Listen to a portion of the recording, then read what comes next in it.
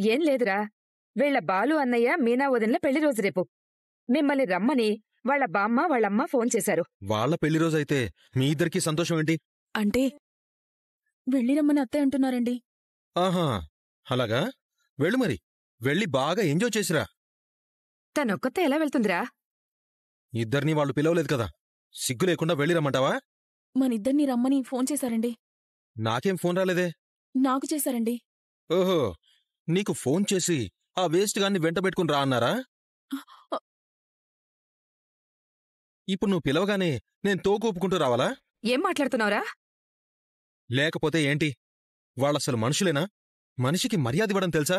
వాళ్లు మర్యాదపూర్వకంగానే పిలిచారా? నాకు ఫోన్ చేసి అల్లుడుగారు ఇదీ సంగతి, అమ్మాయిని తీసుకుని ఇంటికి రండి అని పిలిస్తే అది మర్యాద. ఏ, నాకు ఫోన్ ఎందుకు చేయలేదు? నేనంటే లెక్కలేనట్టే కదా. మా వాళ్ళకి మీరంటే ఎప్పుడు గౌరవం ఉంటుందండి. అది మాటల్లోనే గాని చేతుల్లో ఉండదండి. సంజు, వాళ్లు ముందు నీకే ఫోన్ చేశారంట. నీ ఫోన్ కలవలేదని మౌనికకి ఫోన్ చేశారు.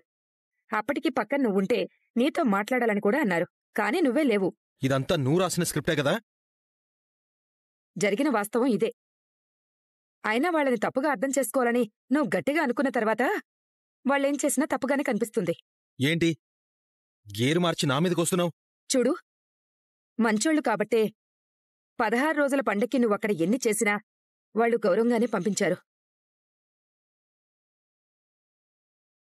అయినా నువ్వొక్క రోజైనా వాళ్ళింట్లో ఉంటేనే కదా నీకు వాళ్లేంటో వాళ్ల మర్యాదలు ఎలా ఉంటాయో తెలిసేది. కాళ్లు కడుక్కుని ఆ తడి ఆరిపోయేలోపు కాళ్లకి చక్రాలు కట్టుకున్నట్టు తిరిగొచ్చేస్తావు. అత్తారింటి